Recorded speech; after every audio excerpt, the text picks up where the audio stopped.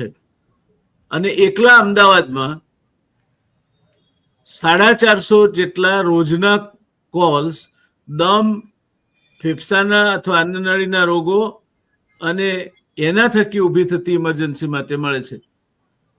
હવે આપણે એમ કહીએ કે પ્લાસ્ટિક બાળીને કોઈ શિયાળામાં તાપણું તાપતું હોય તો એમાં એનો બિચારાને શું વાગશે? હું કહું છું નથી વાગ, પણ એની વૈકલ્પિક વ્યવસ્થા કાં તો સરકાર કરી આપે.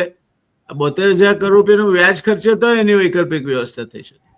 પ્લાસ્ટિક જથ્થાબંધ રસ્તે રઝળતા પડ્યા છે અને એમાં વધારો થતો જાય છે.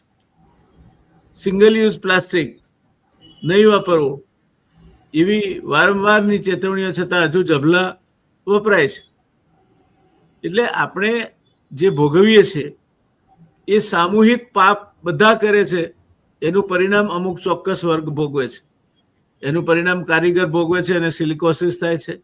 એને ધુમાડાના પ્રદૂષણના કારણે ફેફસાના રોગો થાય છે, ફાઇબ્રોસિસ થાય છે, પલ્મોનરી ડિસીઝ થાય છે.